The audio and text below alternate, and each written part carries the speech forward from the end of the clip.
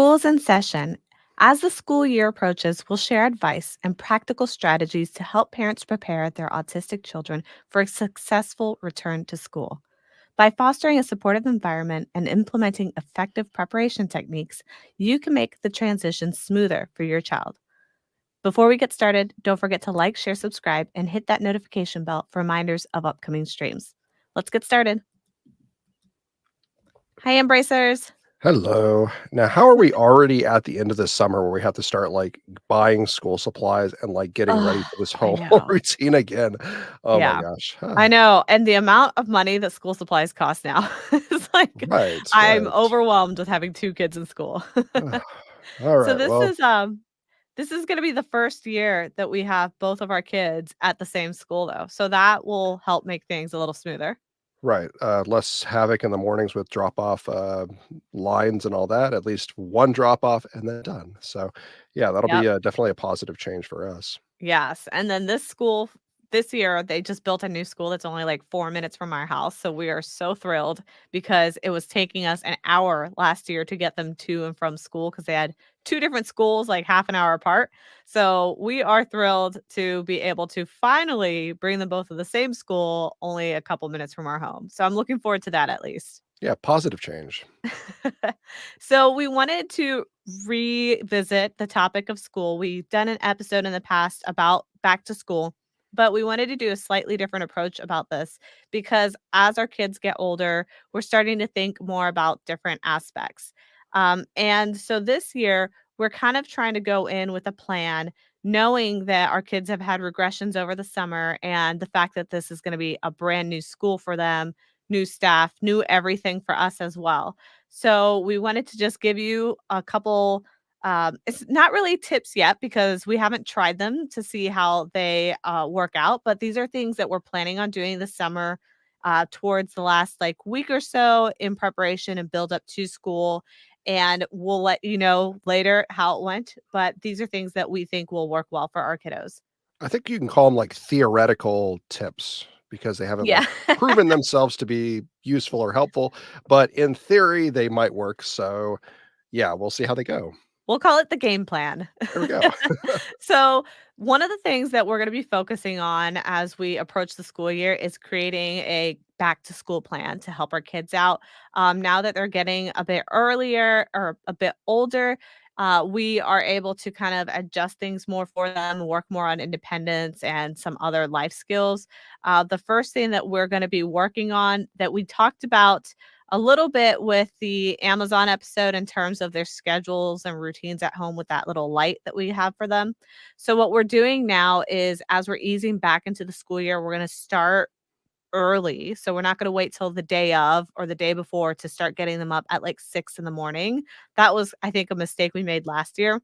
This year, we're going to experiment with trying to prepare a few weeks before school starts with that earlier schedule. So, gradually adjusting their sleep schedules and their daily routines to match what the school schedule would look like closer as we approach the school year. Same with their bedtime routine.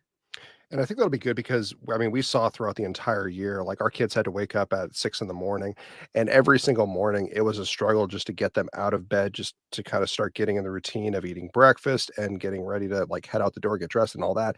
It was always just constantly dragging along. So I think if we actually set up bedtimes and wake up times leading into the school year, they'll kind of be already acclimated to the time adjustment, and they'll hopefully keep moving somewhat smooth instead of the day before where they go to bed at a normal bedtime and then they have to wake up much earlier than they typically would. It might just kind of be a bit of a shock to them, and also not what you really want for the start of a brand new school year is them already to be in a bad mood because of lack of sleep. Yeah, and the other thing that we have learned is when we give them more independent skills, it actually helps us more.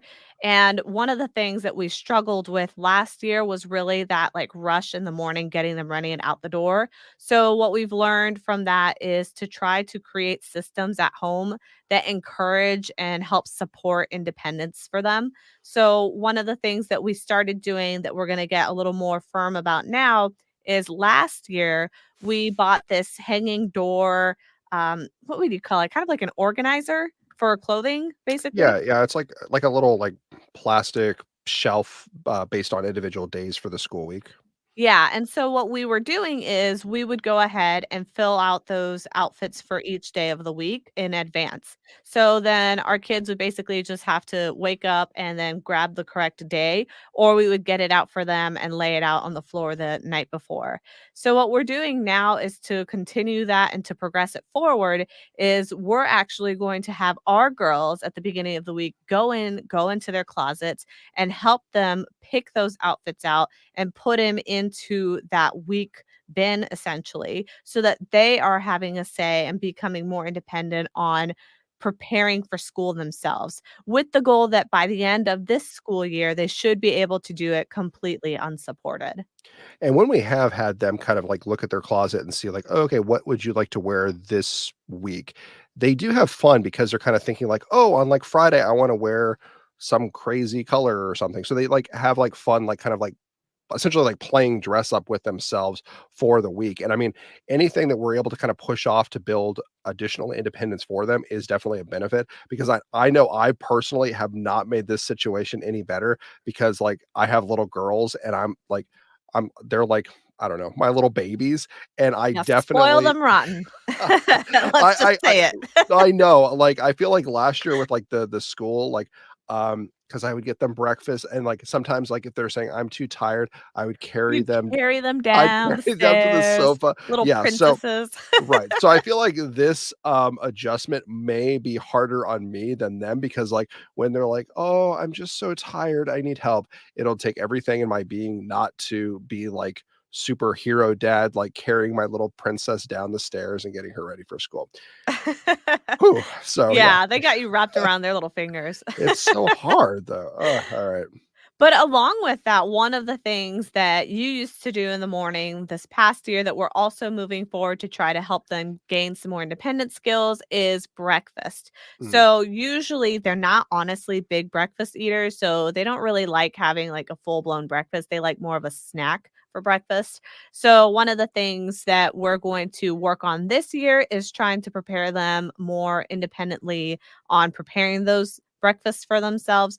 That would be something like an Eggo waffle or a Pop-Tart or a pancake that's like, the microwavable packets or something like that that's really basic and easy to do, but we're going to try to work on having them get a routine where they get up in the morning, they get themselves dressed, and then they go get the waffle out, put it in the toaster, do whatever it is that they need to do, to the point where we're gonna try to work towards them being able to get ready from beginning to end, brushing teeth and everything, with the exception of brushing hair because they're really too little for that. But trying to get them to have as much independence in that getting ready for school routine as possible by the end of the school year. And I think another thing that we had mentioned, and I think it's a really great idea, is morning of, I would usually like try and like pack lunches. So like it would be very our schedule in the morning was very packed because like things had to work out very quickly in order for us to get out the door on time. So I'd be trying to pack lunches the morning of them going to school. But I think what we're going to try and do is get like what do you call it, like a calendar of food so they or like a menu calendar Yeah, of like food. they do at school at, like, cafeterias and stuff, Right. or at least for the preschoolers, what they do is they give them like, visual choices of what they're having that day on the menu. Right. So I think what we do is kind of like coordinate with them like on the weekend to like what food they would like want essentially and then correspond like so they can kind of pick what they want like the next day for lunch, have it already packed ready to go and then just in the morning basically just grab it or whatever's cold and from the fridge into the little backpack and then just kind of get out the door. So I think that'll definitely cut down on the amount of time that we're trying to scramble to get out the door because I know that it definitely has a huge impact on like their behavior because often I'd be like, let's go, let's go, let's go, let's get out the door. Come on, hurry, shoes, shoes, shoes. And just kind of like already setting them up in a panic rush for the day before they even start school. So that may be some of my fault. I was about to say, did you Okay. internalize my voice or something? Occasionally, they might have had a bad day because they were rushed from me in This the is a early morning. conversation Matt and I have had many a time, which is why I'm smiling So if you are watching the video. so But, yeah, we're gonna make some good changes for dad and children. Yeah. So basically, that goal would be again getting them independence there. One of the positives there too is if they're working on packing their own lunches, for example, we'll be able to get a better idea of what they're willing to try, what they're not willing to try, and get an idea of those boundaries that we can push. So maybe we can make suggestions on new snacks to bring. Maybe try carrots if you haven't tried carrots before. And we'll work through that with them so that they feel like they have a say, which for our kids tends to make them more likely to want to try the new food. So that's something that we're pretty hopeful about. Um, the other thing that we're working on is visiting the school. And we've talked about this a bit before in our old back to school episode, but because we're going to a brand new school, this building is not even fully complete yet. We're going to basically sign them up for orientation and like a school visiting time.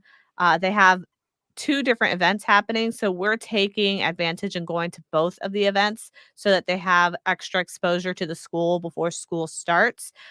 This was something that we weren't able to do last year because we were on vacation. So we missed the open house. But we highly, highly, highly, highly recommend that if your school has an open house, go to that open house. If you're able to get like a one-on-one tour, ask for it if they don't offer it because we asked for one and you can get a private tour too if you need to with your kid.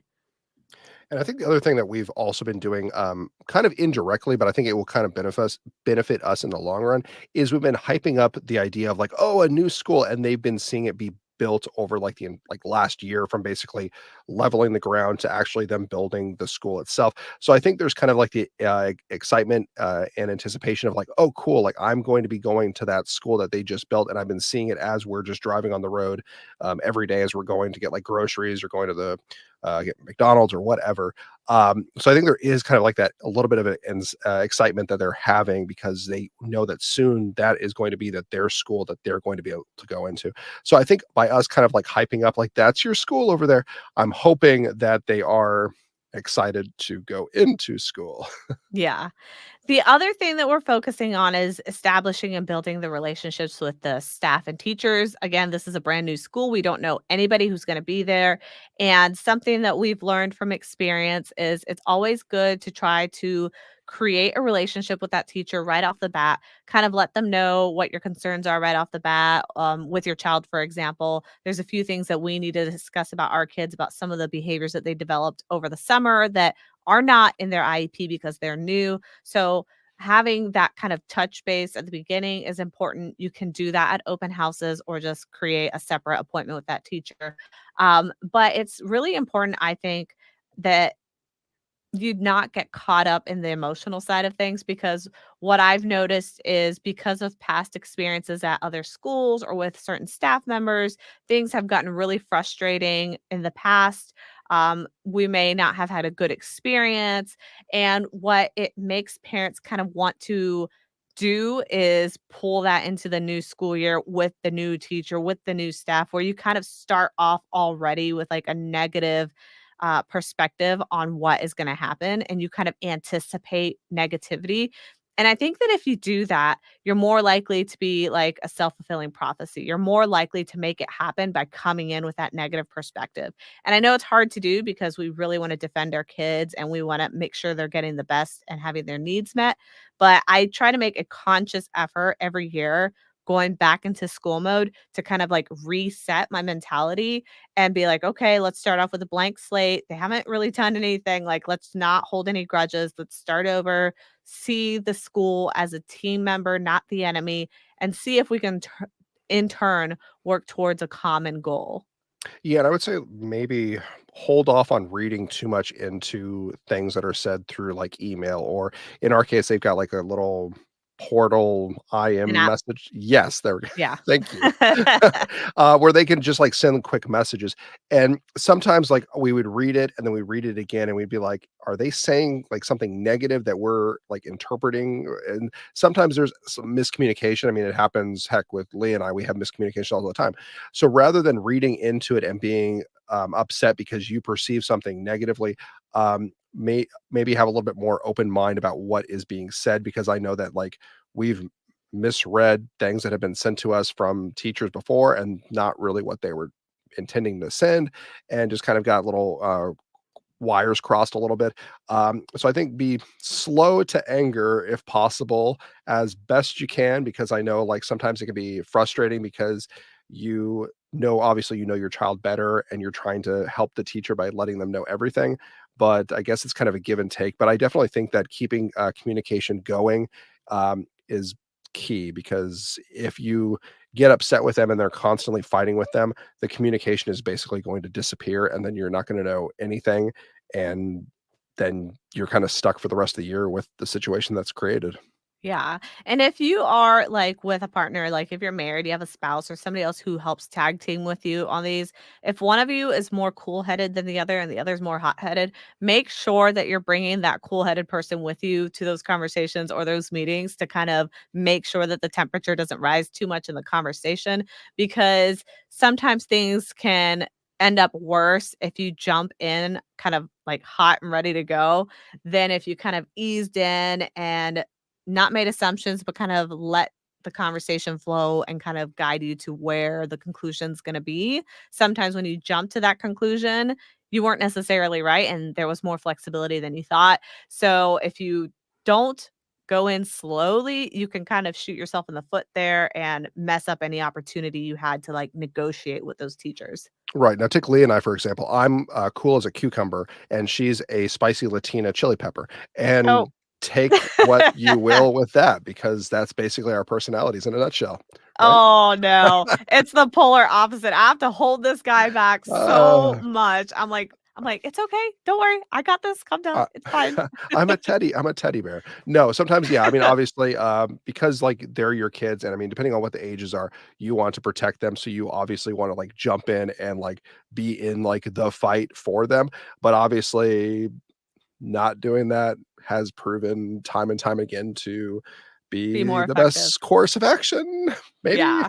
Yeah, it's the whole saying about catching flies with honey. Like, you don't want to necessarily go the bitter route when you can catch them the sweet route. So the next thing that we kind of are looking into is establishing communication with those instructor or with those teachers. So not just talking to them right off the bat, but kind of telling them like, okay, these are some of the things I would like to see. Like, what way is the best way to communicate with you? Are you best by email? Are you best by an app? Like, what would you want me to use to be more effective in my communication? For us, it was a combination of an app and a communication log that we created to track that communication with the teachers that worked really well. So just establishing that is something that you can do. Then when it comes to your own child, there's some things that we are focusing on because our kids, particularly the older one, struggles with a lot of anxiety. And so one of the things that we're going to be looking at is trying to help her manage her anxiety and sensory overload in school. So we're going to really be working on helping develop coping strategies. The older one in particular has been going to play therapy. The younger one, we're looking to put her into play therapy as well to try to teach them some techniques on how to manage that anxiety, like deep breathing exercises or having them go use a fidget toy. Our oldest really likes having like a soft little fuzzy blanket to kind of rub on her face. That really is soothing for her. So, having that kind of emergency system in case of emergency break glass kind of system for them is something that we're working on developing, which you can also do by creating a sensory kit that your kid can have accessible to them at school. So you'll have to work with the school staff to get that established, but that's something that we have written into their IEPs. And we've had good luck with that in the past where, like when our oldest kind of gets overwhelmed, we'd kind of mention like, oh, if you could like kind of like trace like her eyes, and like forehead, she kind of like calms down and she'll kind of relax a little bit. So one of the teachers had actually like responded back to us like, oh, that totally works. Like she's actually like very calm after like having like a like meltdown, and kind of being able to kind of self-regulate and get back to kind of more neutral. So it definitely can be beneficial. I mean, that's why it's important to keep the communication open, so you are able to tell these little tricks to the teacher or the special education teacher, whoever your child is with. The other thing that I think has also been somewhat beneficial is we had our private therapist in communication with the school therapist, so they're able to kind of coordinate and be on the same page because obviously, in our case, our private therapists see our kids for a lot longer than they are in the schools, so they are able to kind of show any type of like record keeping that they've done, and kind of try and stand on the shoulders of like the private therapy to try and benefit the school more so, if that makes sense. So they don't have to start off at square one because the private therapists are so much further ahead working with the kids, and they've developed with them over the last like year and a half, 2 years or so. So that's kind of been one thing that has kind of helped out a little bit that we've noticed as well. Yeah, and keep in mind that if your child is doing some sort of private therapy, whether it's OT, PT, ST, ABA, play therapy, whatever it may be, you are allowed to have them sit in on an IEP meeting with their teachers. So you can request that they be present and invite them on that call. They can just join like through a Zoom link or they can go in person, but that is something you're able to do. And if you feel like you need help navigating those conversations, that's something I would definitely recommend doing.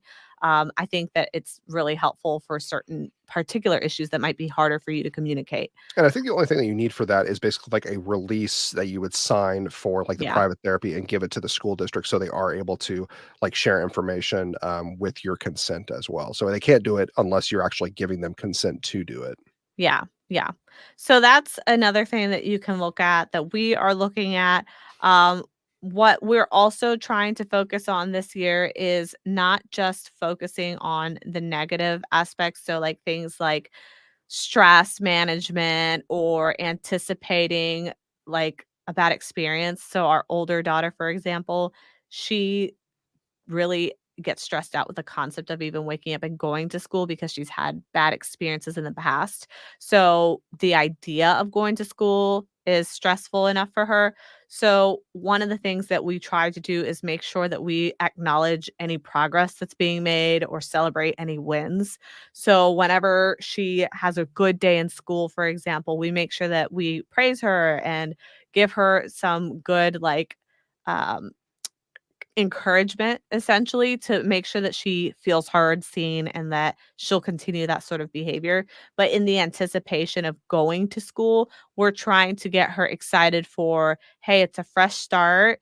You're going to have new friends, new teachers, new place. So just because you've had bad experiences in the past doesn't mean they will roll over into this, and try to help her understand that as best as possible so that she doesn't feel so much anxiety going into the first day of school. And that's not just for, like, the young kids. I mean, even neurologically, I mean, that's the case for I mean, I feel like any age, if you have a negative experience doing something and you've also had a positive experience, you tend to kind of focus on kind of like what went bad in the negative experience, and that kind of makes you a little bit fearful or concerned, anxiety, stressed out. So you definitely have to try and focus more so on all the positive days and then push the negative ones kind of to the side, and then hopefully you can kinda get something a little bit more, like regulated so it's not only focusing on the negative things because you have a mixture of good days as well. Yeah. But what I have noticed, and we'll wrap up here shortly, but what I have noticed is the thing that made the most positive impact on our children last year as they were going to school is actually what happened at home before school. So if we are able to get them up and they're well rested, they actually slept in bed on time through the night. They woke up, they weren't stressed. We'll wake up earlier so that they have time to like decompress and watch TV and relax instead of just being like, okay, we have 20 minutes to get everything done and out the door. We like to wake up early, give them that time, try to let them be able to eat slowly and not rushed. So if we approach getting ready that way, they have a much easier time in school. So I've noticed that if we rush them, if their morning is bad, they didn't get breakfast because they were rushed or in a bad mood because they didn't sleep well that night, it all kind of spills over into school and they'll tend to act out more at school. They'll tend to be more sensitive to meltdowns,